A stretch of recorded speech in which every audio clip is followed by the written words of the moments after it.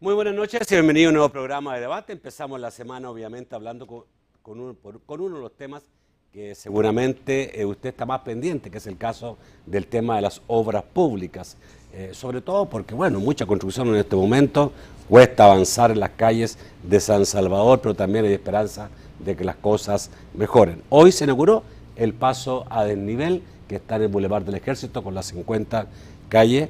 Y obviamente es una buena noticia. Vamos a tratar de entender todo. ¿Qué pasa con lo del Citrán? ¿Cuándo ya estaría en funcionamiento? ¿Cuáles son las etapas que vienen? ¿Qué pasa con el Boulevard del Ejército? ¿Cómo va a quedar? Vamos a hablar también de la Panamericana y de otras obras.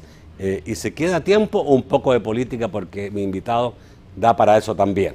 Buenas noches, señor ministro. Gusto de saludarlo. Buenas noches, Nacho. Bienvenido. Gracias por invitarnos.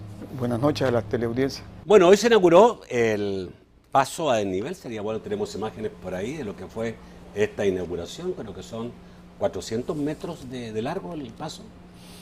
Bueno, el proyecto se desarrolla a lo largo de 440 metros. El paso doble nivel es 335 metros y tuvo un costo de 5.2 millones. El 5 del mes pasado, nosotros anunciamos que se iniciaba la construcción de la superestructura del puente. En 5 semanas fue construido. Se estaba trabajando En 5 semanas. Se había trabajado meses antes la parte subterránea, aproximadamente. Incluso se trabajaba a una profundidad de unos 17 metros en algunos puntos. Se hizo toda la obra hidráulica, las bases, se habían levantado las pantallas, pero lo que faltaba era colocar las vigas pretensadas, que eran 24, hacer lo que es la superestructura. Está usted viendo una construcción frente a Molsa, ahí por la 50, sí. Ahí si tú notas lo que tiene es la premarca, aún no está debidamente señalizado. Pero tiene 400 metros de largo, 14 de ancho. 335. Las obras son en 440 metros. ¿Y de ancho 14 metros? 14 metros son 4 carriles. 4 carriles. En ese punto que tú estás poniendo en este momento, que es el viraje hacia Ciudad Delgado, hacia Agua Caliente, ahí queda con 8 carriles. Son 4 carriles arriba, 1 al sur y 3 al norte. Son 8 carriles ahí. Ok, son 8 carriles, ¿por qué? Porque algunos son para Citrán. Bueno, es la parte alta, la mitad es para Citrán, es la parte alta. Ya. El ida y regreso para los 2 carriles segregados. Pero arriba también de ese paso doble nivel, también es para la circulación de vehículos particulares. Hoy cuando vimos que empezaron a circular los vehículos por ahí, veíamos que estaba repleto de vehículos. Es que partieron todos juntos o realmente hay demasiada circulación por esa zona. Bueno, es que el TPDA ahí ha aumentado de los más altos, de aproximadamente un poco más de 50.000 vehículos diarios. Y sí, es enorme el tráfico en esa zona. Ya, bueno, esta es una de las obras que es parte de todo lo que es Citrán, ¿no?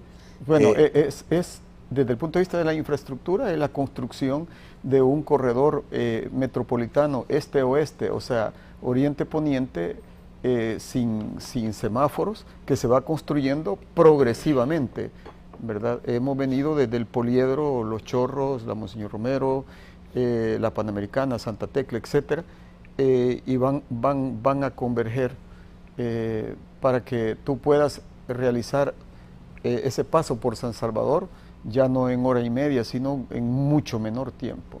O sea, nuestra meta es eliminar, nos quedan como 2 semáforos ahí en el Venezuela. Esos que van a ser eliminados. Aquí por la zona del Mercado Central y del Cementerio General, que deberán ser eliminados. Ministro, hablemos más específicamente de Citrams. ¿Cómo van las obras de Citrams? cuánto falta, por ejemplo, la parte calles, la parte de Churas, digamos, ¿cierto?, por donde va el Citram y los laterales. Bueno, el primer tramo que llega hasta el reloj de Flores, ese está básicamente concluido, con sus 2 pasos a doble nivel, porque son 2 pasos a doble nivel que hemos construido.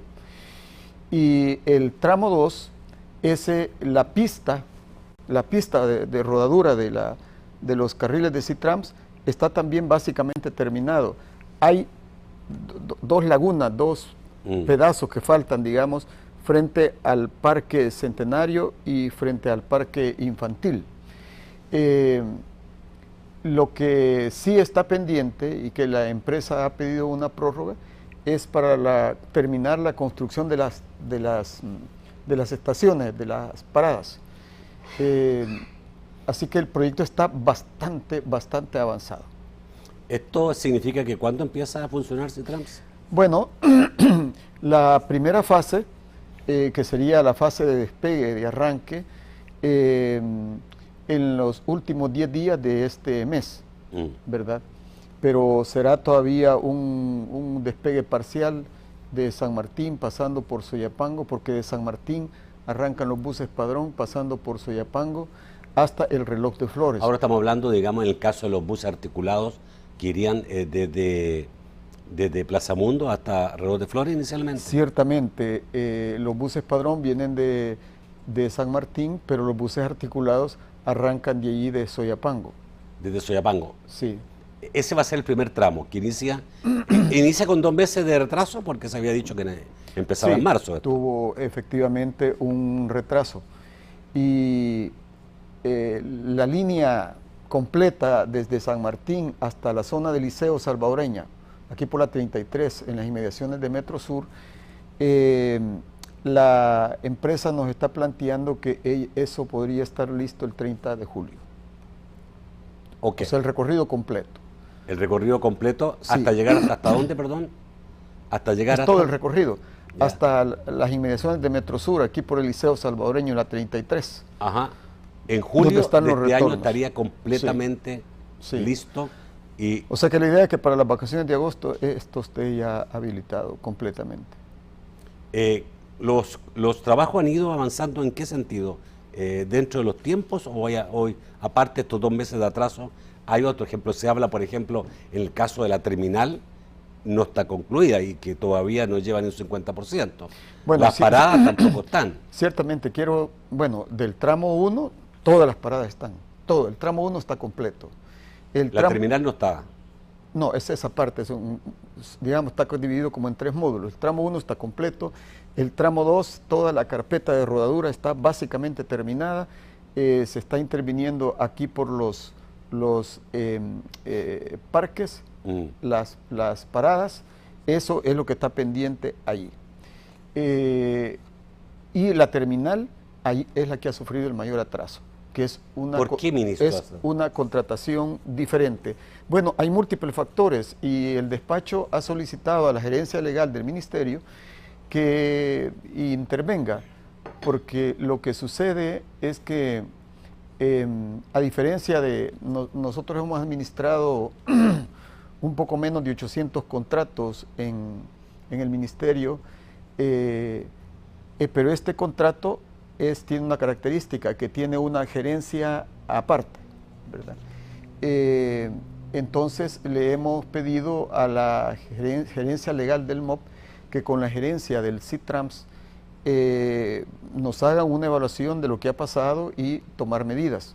Porque esto es una empresa mexicana, me parece, ¿no? En realidad entiendo que es una empresa española y mexicana, es un asocio. Un asocio. ¿Verdad? Que ya ha sufrido atraso antes y que ha sido multada, me parece, ¿no? Bueno, con el ministerio no había trabajado antes. Y la empresa ha subcontratado empresas salvadoreñas que han tenido un buen desempeño de las empresas subcontratadas. ¿Para usted existe alguna razón por la cual se haya producido este atraso? Yo no quiero adelantar juicios porque hace 15 días informé al país que habíamos pedido iniciar un proceso evaluativo, llamémosle investigativo, y para determinar si hay responsabilidades de una parte u otra y tomar medidas. En 13 días el equipo nombrado nos presentará, pero mientras tanto los trabajos no se han parado, ya se tomaron las providencias del caso. La etapa 1, la fase 1, arrancará ahí de las inmediaciones de las cercanías mientras la terminal finaliza. Quiero decirte que lo de la terminal es el mayor atraso. El resto del proyecto ha venido avanzando dentro de los estándares internacionales, inclusive un poco más ágil que lo que ha avanzado en algunos países. Ministro, empieza antes que termine mayo a funcionar el CITRAMS en el primer tramo, y se dijo que iba a ser pasaje liberado, que no iba a ser cobrado en una primera etapa. ¿Cuánto tiempo es esto y es para todos? Bueno, quiero decirte que nosotros le planteamos al Viceministerio de Transporte que era conveniente iniciar de esa manera, porque de algún modo, como estos sistemas no los hemos tenido en el país, podríamos decir que de alguna manera es experimental. Pero recuérdate que si bien es un servicio público, es operado por privados, ¿verdad? Las unidades son privadas. Por consiguiente, tiene que mediar una negociación, un entendimiento entre el Viceministerio de Transporte y los empresarios. Mira, todavía no está terminado el acuerdo. En todo caso, lo más probable es que se pueda iniciar con un medio pasaje, ¿verdad? Porque se anunció en todos los medios que iba a ser pasaje liberado. Bueno, mira, ¿hubo un error ahí? No, el anuncio no lo hizo el despacho, no lo hizo el ministerio. A mí me gusta hacer... Por ahí me parece que la fuente era Rodrigo Teos o Castaneda. Bueno, es que mira, eso hay que aclararlo. Si los empresarios privados dicen que va a ser gratuito, el problema de ellos. Eso es. En el caso nuestro, yo no puedo decidir sobre ningún empresario privado. Lo que usted sí va a decidir, o el gobierno, es la tarifa. Y tarifa todavía no hay. ¿Por qué? ¿Cómo no? Quiero decirte que los estudios se terminaron. ¿Ya? Los estudios técnicos... ¿Y fueron entregados hace ya un par de semanas? Se hicieron las variables, el viceministerio lo envió a mi despacho, lo revisamos y lo enviamos donde corresponde, que es a la Secretaría Técnica. La Secretaría Técnica lo revisó. Sin embargo, la Secretaría Técnica ha planteado que en la siguiente reunión del Gabinete Económico quieren discutirlo. Eso no ha sucedido, todavía no nos han confirmado eso. ¿Por qué, ministro, cuesta tanto esto que da la impresión, digamos, que es una mala noticia la que se va a dar finalmente y por eso, digamos, tira y encoge? Porque obviamente, si la tarifa fuera cercana a lo que se paga actualmente, no habría, digamos, tanto atraso en decir va a costar tanto. Bueno, mira, ha habido mucha elucubración sobre ese tema y con razón. De lo que te puedo dar certidumbre es lo siguiente. Los jóvenes, estudiantes y las personas con discapacidad y las adultas mayores pagarán solo la mitad. Eso no me parece. El problema es que la mitad de cuánto es lo que uno se pregunta, y la mitad de cuánto, porque a lo mejor la mitad de cuánto puede ser más alto que lo que se paga actualmente. Mira, nosotros hicimos un compromiso cuando entramos a este gobierno y lo planteó el presidente Funes, que mientras estuviera nuestro gobierno no se iba a permitir que se incrementara la tarifa. Pero aquí se va a incrementar. Mira, se ha hecho el estudio y es una tabla, ¿verdad? No hay que descartar que en algunos tramos, inclusive las personas puedan llegar a pagar un poco menos. Pero bueno, hay que esperar a que la Secretaría Técnica termine de hacer la revisión. Entonces, los anuncios se tienen que hacer a ese nivel. Obviamente esto en acuerdo con los empresarios, porque tampoco, digamos, los empresarios van a aceptar por la inversión que han hecho y todo, es decir, cualquier tarifa que el gobierno le imponga. Bueno, siempre sucede eso. Pero además... en este caso, donde había una aventura conjunta gobierno-empresario, me imagino, digamos, que habrá una consideración especial para el empresario. Hay dos cosas que hay que tutelar. Uno, el interés de los usuarios en primer lugar. Y como parte de eso, la sostenibilidad del servicio en el tiempo. Uno no puede ser irresponsable y hacer fiesta con algo que requiere sostenibilidad en el tiempo. Y que es más caro que el transporte que tenemos hasta ahora. Es superior. Por eso. Más confortable, más seguro, funcional, no contaminante, y además se está en el proceso de incorporación de los nuevos conductores y conductoras, donde hay requisitos técnicos. Estamos hablando de buses mucho más caros, que consumen una gasolina bastante más cara, que tiene motoristas que van a ser, digamos, capacitados especialmente y que seguramente van a cobrar más caro, porque no creo que les pague lo mismo que a los actuales motoristas del transporte público. Esas cosas encarecen, obviamente, no voy a discutir que sea un mejor servicio, pero obviamente es más caro. Eso significa que la tarifa, por lógica, tiene que ser más cara. Es un mejor servicio. ¿Y por qué una cosa y no la otra? Un salto al futuro. No ha sido fácil. Vamos a ver, la posibilidad de favorecer cada vez más a la ciudadanía está en las economías de escala. En la medida que el servicio avance hacia Santa Tecla, que es la siguiente estación, y que se pueda abrir la otra troncal, el otro ramal, se hacen economías de escala, e inclusive más adelante es probable que la ciudadanía pueda obtener algunos otros beneficios. Bueno, corte, voy a retomar este tema después del corte porque todavía creo que quedan algunas cosas un poquito sueltas. Ya volvemos. Bueno, y seguíamos. Tengo que seguir con el tema, desgraciadamente. No sé si es un tema medio incómodo, ministro. No, pero ¿por qué? Muchísimas veces sobre ¿Por qué, desgraciadamente? Pero, porque me imagino, digamos, que debe ser incómodo para ustedes que yo le toque este tema, que se lo han tocado no, pero ¿y por qué? Muchas veces. ¿Por qué incómodo? ¿No? A ver, ¿y por qué entonces no se dice? ¿Por qué no se dice a la ciudadanía? ¿Por qué ha sido tan difícil revelar? Porque no hay una decisión, no es cuestión de revelar. Es que tiene que ser aprobada por la Secretaría Técnica. Y una vez que esté aprobada, pues nosotros podemos informar la tarifa. Yo recuerdo que ya por noviembre del año pasado ya se estaba preguntando sobre esto y se estaba dando larga a esto. Estamos hablando, digamos, de casi 4 meses. No larga, Nacho. ¿No?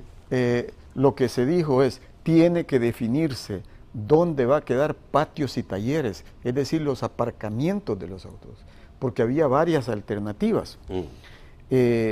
Si era 2 o 3 kilómetros alejado de la ruta del Citrams, todo eso, diariamente los buses vacíos, eso te impacta en la tarifa. Por eso es que resolvimos finalmente que fuera en los predios baldíos de Fenadesal. ¿Y por qué? Que está a la par ahí. Que está a la par. Y ministro, explíqueme la economía de escala, porque usted me dio a entender, no sé si, o eso es lo que yo entendí, no va a ser no dijo más cara, pero no va a ser tanto, porque al final los empresarios van a ganar a través de la economía de escala. Me gustaría que me explicara. No los empresarios. Te estaba hablando de los ciudadanos. Los ciudadanos. De los usuarios. Los ciudadanos. O sea que el ciudadano va a pagar más caro, pero va a tomar menos buses. No, yo no he dicho eso. A ver, explíqueme entonces. Lo que he planteado es que si en el primer tramo, en el primer tramo no entra todo el universo de usuarios de lo que está previsto. En el segundo tramo aumentan los usuarios y se va haciendo economía de escala. ¿Me explico? Luego viene el tramo de Apopa al centro y del centro a San Marcos. Entonces se hace economía de escalas. Haciendo economía de escala, entonces la tarifa pudiera ser teóricamente mucho menor. ¿Mucho menor? Y es la economía de escala la que te asegura la sostenibilidad en el tiempo de un sistema moderno y que mantenga su estándar de calidad. Es eso. Ok. He escuchado muchas veces decir el pasaje va hoy día 20 centavos y hay gente que toma 2 buses, o sea, paga 40 de ida, 40 de vuelta. Hay personas que vienen de San Martín a sus trabajos a esta zona que pagan 3 buses. Ya, pero también hay gente que con un solo bus, porque me hablaban de un bus que hace un trayecto tremendamente grande, que llegan con 20 centavos justamente por eso, a su trabajo tranquilamente, sin pagar más de 20 centavos.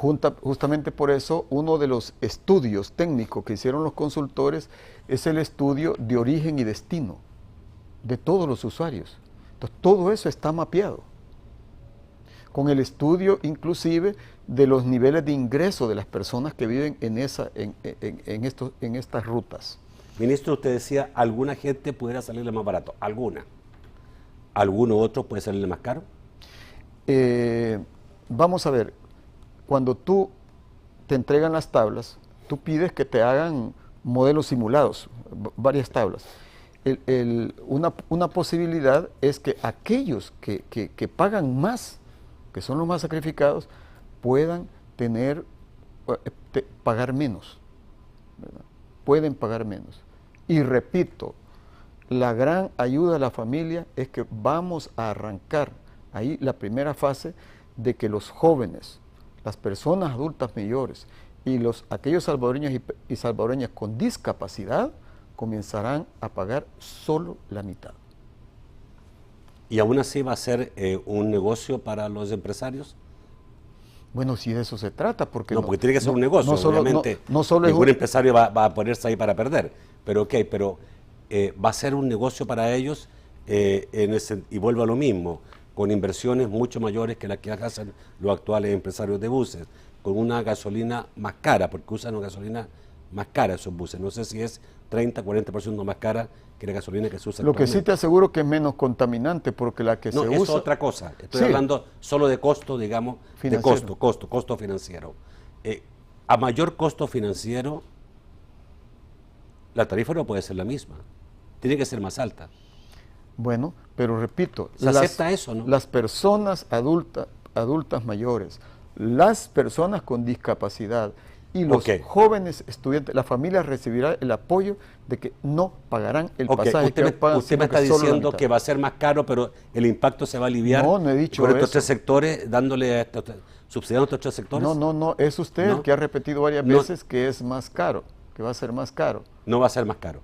No necesariamente debe ser más caro. ¿Por qué no necesariamente? Porque para las personas que ahora pagan, por ejemplo, 3 pasajes, esas personas podrían ser favorecidas. ¿Para que pague un solo pasaje, porque ministro? El flujo de jóvenes que van a los colegios, esos pagarán la mitad. O sea, ciertamente este es un negocio privado, sí señores, pero es un servicio público y por consiguiente tiene que tener un sentido social. Ok, para que pague un solo pasaje va a ser más caro.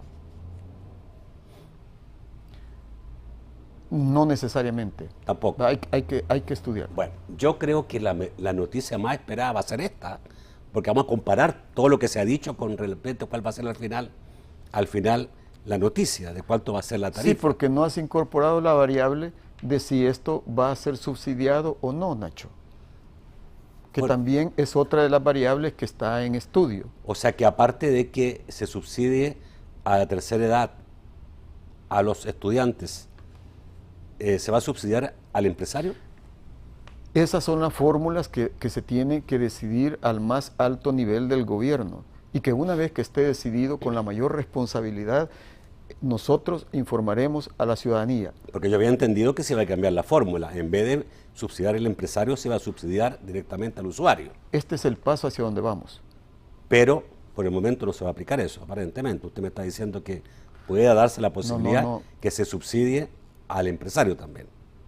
No, es que al empresario propiamente nunca se ha subsidiado. Se supone que los subsidios que se crearon en el pasado era para mantener la tarifa del transporte. Sin embargo, la estuvieron subiendo y el sistema no se modernizó. En este caso, nosotros sí damos el paso a la modernización. Iniciamos el subsidio focalizado y directo a las personas que lo necesitan, pero al mismo tiempo tenemos que asegurar la sostenibilidad. Ese es el punto. Me quedan dudas. No, de seguro que sí. Aún así me quedan dudas. Mientras no se informe, son naturales tus dudas. Y sobre todo lo que es el subsidio. Me quedan dudas. Porque si el subsidio va directamente al empresario, es subsidio al empresario. Si el subsidio va al usuario, es al usuario. Son dos tipos de subsidios. Bueno, si usted dice que aunque vaya al empresario no es así. Si un joven estudiante hoy paga completo el pasaje y con el Citrams comienza a pagar solo la mitad. Pero no la mitad de 20 centavos. La mitad del pasaje. Del pasaje de Citrams, que puede ser diferente al de 20. Pero en ese caso el subsidio, pero estamos hablando de a quién va el subsidio. Entonces, en ese caso el subsidio va directamente a quien lo necesita. Correcto, pero la tarifa de Citrams puede ser diferente a la tarifa actual. Entonces, no es que la gente vaya a pensar que un estudiante va a pagar 10 centavos. Va a pagar la mitad de la tarifa que se le ponga al Citrams. ¿Es así, no? Ciertamente. Ok. Bueno, hablemos de otro tema, porque parece que todavía no. ¿Para cuándo se va a saber realmente la tarifa del Citrams? Bueno, una vez que la Secretaría Técnica nos informe, nosotros lo daremos a conocer. ¿No hay fecha para eso? ¿No hay? ¿De cuánto que está la Secretaría Técnica ya? Bueno, tendrá unos 15 días. 15 días que está. Ya debería estar, digamos, ya por salir del horno la noticia, ¿no? Ya. Por otro lado, está también, digamos, el caso de que me señalaban que los motoristas ya se requieren aproximadamente 300 motoristas y que eso va muy lento también en lo que es la capacitación para tener estos motoristas. Mira, han estado aquí los especialistas de Transmilenio en todos los planes preparatorios, en el inicio del proceso. El proceso ya inició. No se trata de que se les va a capacitar a personas que no saben conducir, no, tienen que tener una amplia experiencia en el manejo de vehículos pesados, o sea, tienen que tener licencia pesada. Hay muchos requisitos. ¿Tiene que ser gente que tenga experiencia en el manejo de transporte público? Y pesado además. Y pesado además. Y pesado, pero hay una precondición. Tienen que cumplir el perfil psicológico. Esto tiene que ver con las relaciones humanas, con el trato humanizado, respetuoso a los usuarios.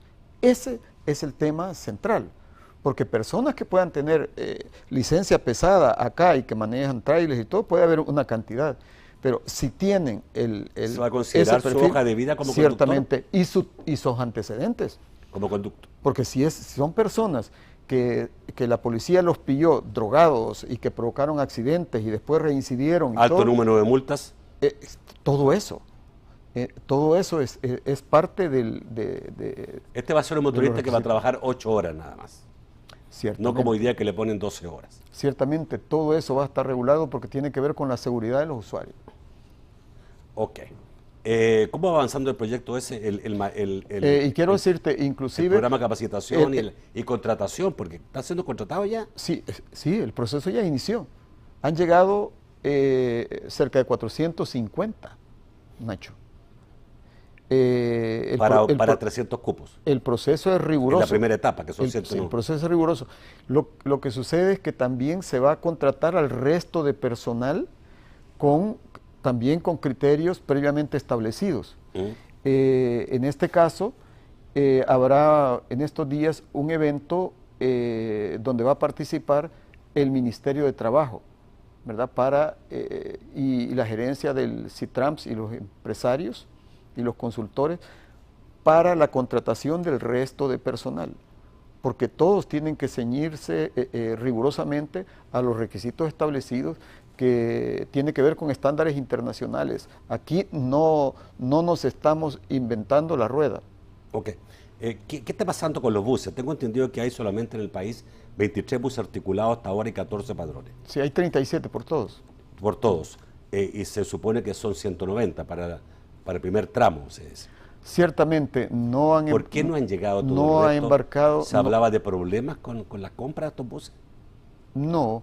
Lo que nosotros expresamos que se había gestionado un sistema de financiamiento, ¿verdad? Y tiene que ver con esto, con aspectos administrativos, pero vamos a arrancar con la primera etapa con los autobuses que ya están acá, mientras llegue el resto de la flota. ¿Con los 23 se puede trabajar ya? Son 37. Pues los 30, bueno, articulados Sí, por 23. supuesto, sí.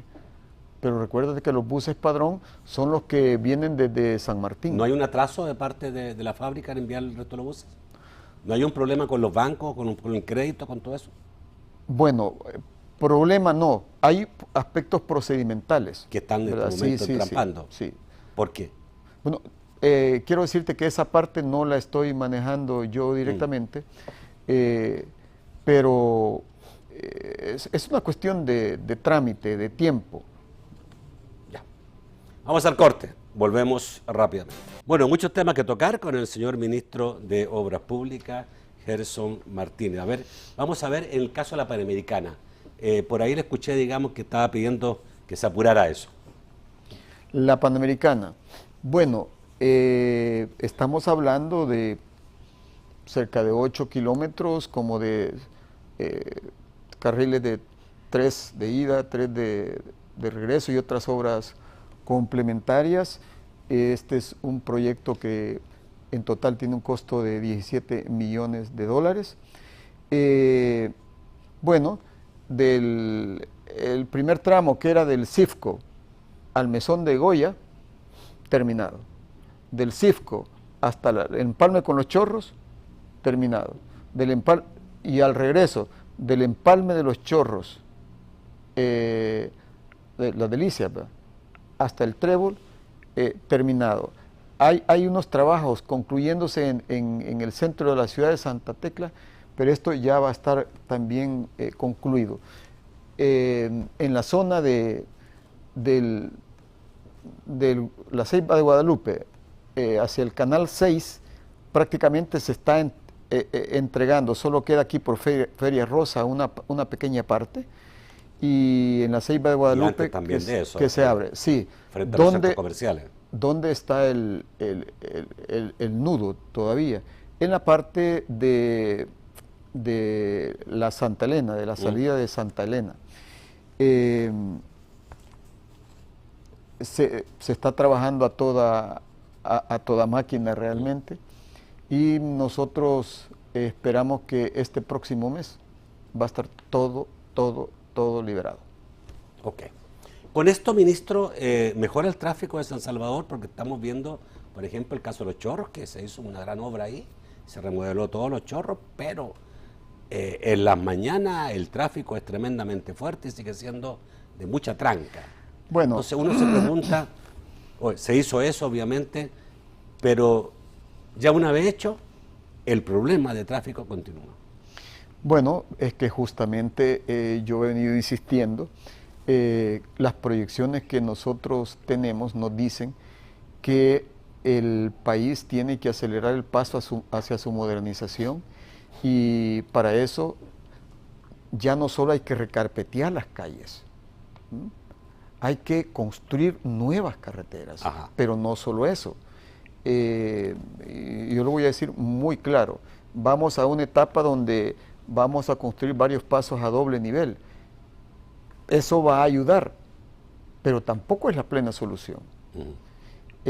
Nosotros vamos a iniciar en el transcurso de este año, y lo quiero decir en borrador todavía, por favor, con el convenio que hemos hecho con la ciudad, con el gobierno del Distrito Federal de México, los primeros estudios de la conveniencia, la factibilidad de que en algunas de las vías principales se pueda proyectar, quiero ser muy cuidadoso, se pueda proyectar a futuro las autopistas de doble piso. Segundo nivel. De doble piso, porque tú no puedes ¿es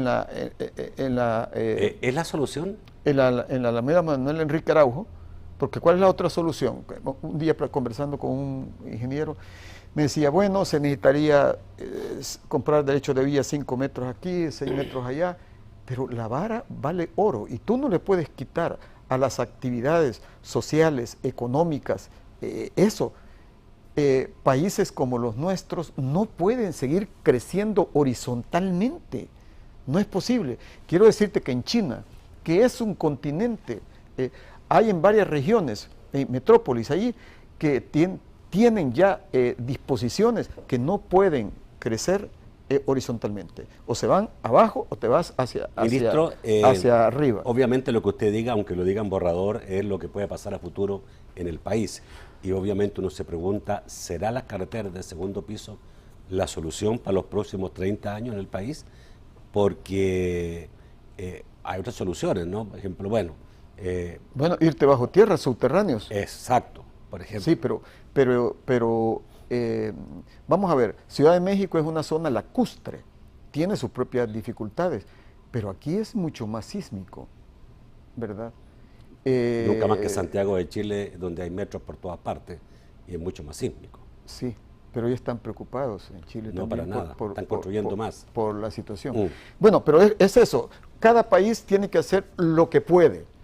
Si tú me demuestras que es más barato hacer metros, este país ya hubiera hecho metros hace Por rato. ejemplo, hace poco día estuve en Colombia, ministro, pude ver el Transcolombia, Transcolombia, ¿se me hace? Sí, sí. Exactamente, y ya hay protesta fuerte en Colombia, ahora habido protesta en los Transcolombia, porque dice la gente, no es la solución. Hoy estamos hablando de Bogotá, una ciudad de 9 millones de habitantes, y en la ciudad una ciudad más grande que existe en Sudamérica, y no ha proyectado metro. Y ahora recién se ha empezado a proyectar el metro para empezar a hacerlo en 2 o 3 años más. Atrasados 30, 40 años que otras ciudades de Sudamérica. Como esto es a futuro, hay que visionarlo a futuro, por lo tanto es tan importante determinar qué es a futuro mejor, Nacho, una solución a largo plazo. Problemas complejos no tienen soluciones simplistas. Por supuesto. Problemas complejos requieren soluciones integrales y de largo alcance. Eso es lo primero. Esto tiene que ver con la infraestructura, con la calidad de la infraestructura, tiene que ver con la posibilidad, tú decides, el país o se va al aire o te va bajo tierra, ¿verdad? Estos pistas de doble piso prefabricadas son relativamente menos complejas, más baratas y más rápido que hacer un metro, que tenés que roturar los suelos y todo eso. Pero bueno, nada puede estar descartado. Otras soluciones que han encontrado otros países que hay que estudiarla, que hay que escalonar los horarios de trabajo y de estudio. Porque si todos entramos al mismo tiempo, los del servicio público, los trabajadores del sector privado, los colegios, entonces no hay soluciones Bueno, ministro, yo se lo he dicho varias veces al viceministro de Transporte, no, cierto. Solo en El Salvador los camiones, y muchas veces los camiones esos inmensos, enormemente grandes, circulan a cualquier hora del día en cualquier calle de San Salvador. Bueno, siendo que en la mayoría de ciudades del mundo los camiones de ese tamaño ni siquiera de mediano tamaño entran a las ciudades, sino que tienen que dejar su carga afuera y ser transportada en la noche en camiones pequeños. Bueno, quiero decirte que el despacho le solicitó al Viceministerio de Transporte que hiciera una regulación, por ejemplo, en el Boulevard del Ejército, que las grandes rastras y eso no circularan entre las 5:30 y las 8 o 9 de la mañana. Sin embargo, por ejemplo, este día pasó una cosa, que hubo 2 que se atrasaron y a la hora del mayor flujo iban, y una de ellas se quedó precisamente en el paso a doble nivel y tuvo que ir una grúa y sacarla y nos provocó complicaciones. Quien maneja en San Salvador sabe que todos los días pasa algo así. Por eso le hemos solicitado a la Policía Nacional Civil su cooperación. Pero normativas, por ejemplo, usted como la que acaba de decir, ¿requieren normativas el país? Usted habló a lo mejor de entradas a colegios y trabajos, que es una cosa que en muchas partes del mundo existe. Sí, pero quiero decirte una cosa. El caso de los camiones, sí. Restricción Abordemos de eso. Uso de camiones. La posibilidad del escalonamiento ese es un tema que no lo puede decidir unilateralmente un viceministerio de Transporte o el Ministerio de Obras Públicas. Ese es un tema que tiene que ser dialogado a nivel de todo el gobierno y en un diálogo público-privado, porque todos tenemos que cooperar y presentar un plan. Justamente este día tuvimos una junta de viceministros y yo les solicitaba que formáramos un comité para que comience a estudiar esa posibilidad. Ya anteriormente la Dirección General de Tránsito tenía algunos estudios preliminares, pero hay que actualizarlos. Una vez que estén actualizados, nosotros tendríamos que conversarlo con el presidente electo, ¿verdad? Cuando esté en funciones. Y seguramente habría que dialogar con el sector industrial, con el comercio. Esa es una. Quiero decirte, te hablaba de problemas complejos. Otra situación que está impactando. Vamos a ver, ¿por qué ahora las vías principales también están más llenas de vehículos?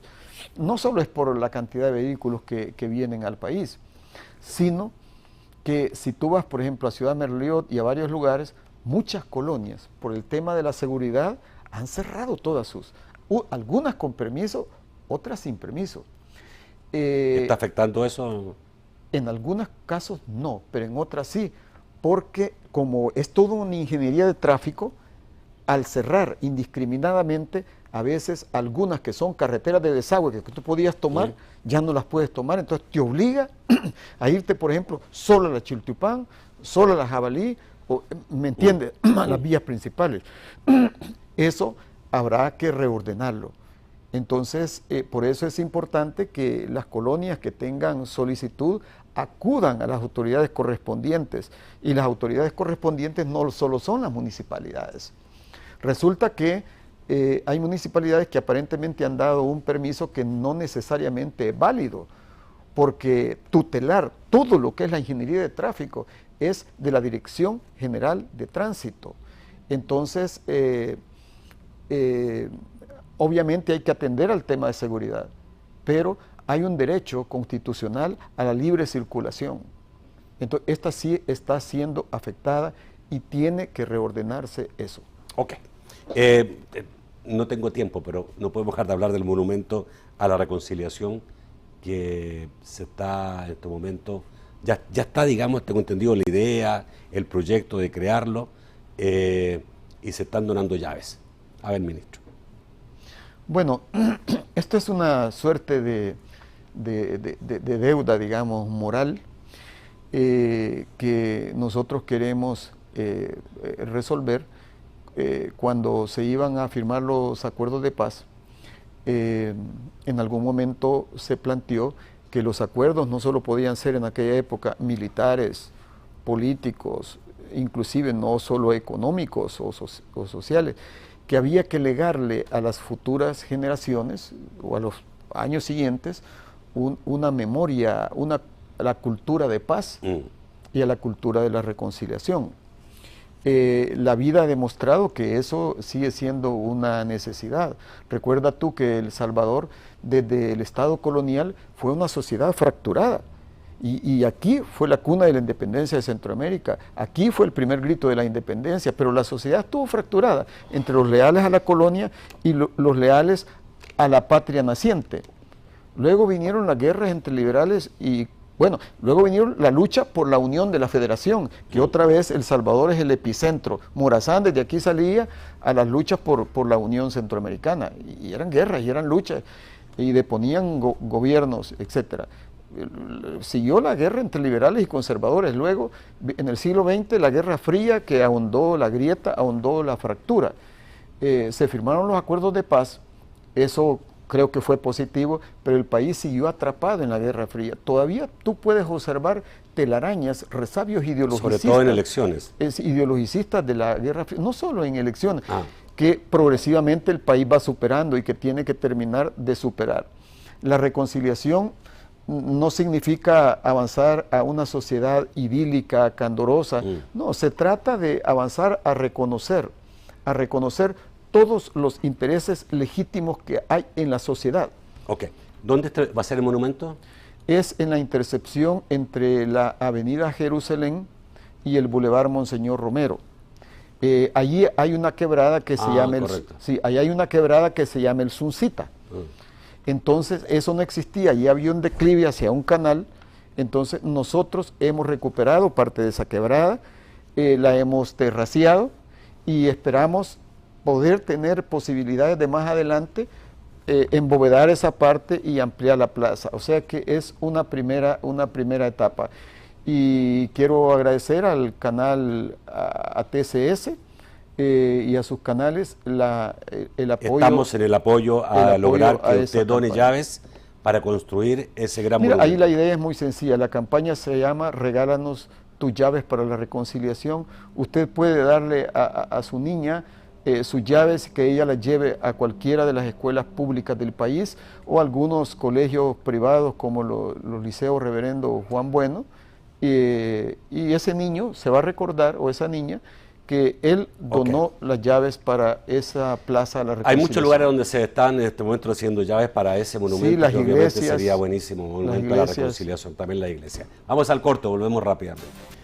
Vamos rápidamente con Francisco Bonilla para que nos diga qué dicen los amigos televidentes esta noche. Muy buenas noches, Francisco. Señores, buenas noches. Cualquier cantidad de opiniones y obviamente vamos a disculparnos desde ya con los que no vamos a poder leer sus intervenciones. Dice Pedro Espinosa a través de Facebook: señor ministro, ¿por qué no amplían el parque infantil? Tengo entendido que edificios abandonados que colindan con la Corte de Cuentas podrían demolerse y reparar el daño que ha causado la terminal del Citrams. La depredación de esos árboles es una mancha en su magnífico historial. Saludos y continúe el buen trabajo. Dice Gerson Leonel, dice, tiene un plan para el tráfico en la Juan Pablo II. Redujeron el número de carriles de la arteria y por el contrario el número de vehículos aumenta, plantea. Adonai Escalante dice, saludos, tengo una pregunta para el ministro. ¿Por qué en el Boulevard del Ejército no han aplicado concreto como lo han hecho en Santa Tecla? ¿Por qué esa diferencia? ¿Y cuándo terminarán este proyecto en el Boulevard del Ejército? Pregunta. Alex Flores dice, felicitaciones al ministro por su excelente gestión, pero aquí en Santa Tecla nos preguntamos, ¿valió la pena ese gasto en la Panamericana muy linda si dos buceros o microbuceros se paran donde quiera y tapan dos carriles? O sea, todo el gasto para un carril habilitado. ¿Cuándo le van a poner orden a los buceros? ¿O no se puede? Saludos y éxitos, dice Alex Flores. El periodista del blog Luis Alvarado dice, si las autoridades ofrecen un mejor sistema, más moderno, no lo pueden ofrecer al mismo precio, plantea. El analista Germán Brook, que ha tuiteado una cantidad importante de información y de opiniones a través de su cuenta hacia ese programa, dice, parece que el ministro está nervioso. ¿Por qué? Funes no lo puede despedir ya, plantea Germán Brook respecto al costo del pasaje del Citrams. Dice Walter Hernández, otro de los periodistas, los que trabajan todos los días sentirán el golpe en el bolsillo y bajará su ingreso real por el aumento. Otto Rivas Horto dice, quisiera preguntarle al señor ministro que de dónde saldrá el subsidio del Citrams.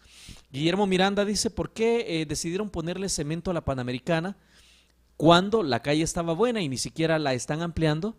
Moisés Aguilar dice, ¿cuál es el beneficio del Citrams para el ciudadano que solo puede pagar hasta 25 centavos por el transporte? William Alas dice, hay que preguntarle que si ya la Corte falló a su favor, ¿por qué no echa la mano a la carretera de la Unión hacia San Salvador? Néstor dice, buenas noches, ¿qué se ha pensado para el tráfico en La Gloria y la construcción todos los días? Finalmente Ernesto Linares dice, buenas noches, señor ministro, ¿cómo pueden hablar de subsidio a la mitad si el pasaje será el doble o más de lo que se paga? Y el periodista del diario El Mundo, Antonio Soriano, dice, ¿qué impacto tendría aplicar horario escalonado? Hay muchas más intervenciones, pero vamos al estudio para allá las respuestas. Demasiadas intervenciones para poco tiempo para respuestas. Lo dejo hablar tranquilo. Bueno, con lo que pregunta Antonio Soriano, es un estudio que hay que actualizar. Pero no es lo mismo que todas las actividades se concentren entre 6:30 y 7 de la mañana, que tenga que ir toda la ciudad. Las ciudades en el mundo que han escalonado han logrado mayor eficiencia en el movimiento de la población y de la economía, siempre y cuando sea un acuerdo, una concertación entre el sector público y el sector privado. Esa es la primera precondición. Pero el Estado y el país tiene que decidir si queremos seguir igual o si queremos hacer lo que otras ciudades han hecho y han sido exitosas. Pero bueno, mi obligación es simplemente presentar las propuestas. Si hay un esquema funcional, y el presidente Sánchez Serén lo aprueba, pues, y concertamos con el sector privado, podrá hacer. Sobre lo de la Unión, es una importante carretera que une San Miguel con la Unión. Quiero decirles que no, el tribunal aún no ha fallado, y tampoco el tribunal ha autorizado al Fovial para intervenir. Es decir, aún no ha autorizado. Ese es el único litigio que viene de la época del gobierno de Francisco Flores que no hemos podido desactivar. Estamos cumpliendo 5 años con 0 juicios, 0 sentencias condenatorias. Entonces él tiene razón, solo queda uno pendiente, que yo ya lo encontré judicializado, intervenido por un tribunal, y si me ven los señores del tribunal, respetuosamente les queremos solicitar agilizar la aplicación de la justicia. Si la responsabilidad fue del Estado a través de obras públicas o el Fovial en aquella época, o si fue de la empresa, pero lo importante es que se resuelva, porque el país está pagando costoso eso. Luego hay algunas intervenciones que pareciera que dan por confirmado que va a ser una tarifa elevada, y bueno, yo ya di las explicaciones del caso, pero sí quiero decir, vamos a favorecer a la familia salvadoreña, porque los estudiantes pagarán solo medio pasaje, y creo que eso es muy importante para nuestro país.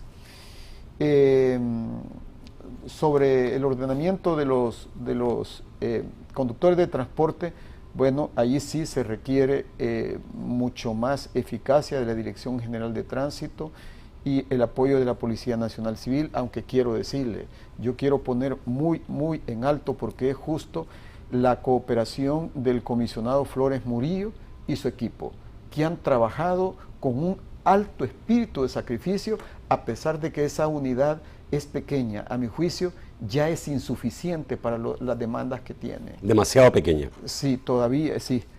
Creo que se necesita fortalecer esa unidad. Y por último, se preguntaba sobre la autopista a Santa Tecla.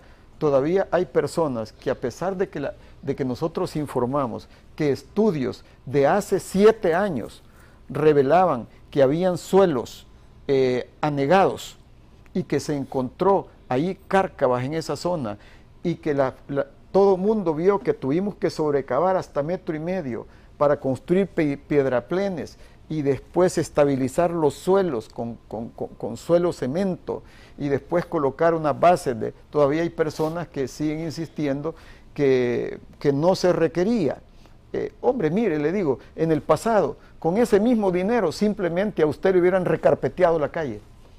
Ok, tengo otra pregunta. Y parece que todavía hay algunas personas acostumbradas a eso. Pero señores, se acabó la corrupción. Aquí eso no se requería solo recarpeteo. Eso requería, con ese mismo dinero que se podía recarpetear, hemos reconstruido esa carretera. Bueno, un amigo nos hace la siguiente pregunta. La subida luego de pasar el poliedro es un caos. Siempre frente a Colón, nada planificado en ese embudo, ni tiene nada que ver los pasos planificados, pasos a desnivel. No, es que ahí no hay paso a doble nivel. Bueno, el embudo que se arme. Es en las... Sí, voy a tratar de explicar. En esa zona, según los estudios, hace falta, especialmente de la entrada de Sonsonate, comprar derechos de vía y ampliar esa parte. El ministerio no ha tenido los recursos para hacer eso. Está proyectado. Quiero decirles que eso está proyectado, no financiado todavía. Okay. Ministro, quedaron un montón de preguntas por hacerle, se las voy a hacer en privado. No, se nos acabó el tiempo, desgraciadamente. Gracias por estar esta noche. Bueno, Nacho, muchas gracias a ti y a toda la teleaudiencia. Gracias, amigos televidentes, por estar en nuestra sintonía. Los espero seguido, mañana, claro, para que sigamos hablando de estos temas que son sumamente importantes. Los espero mañana, siempre a las 8 de la noche, en un nuevo programa de debate. Que pasen muy buenas noches.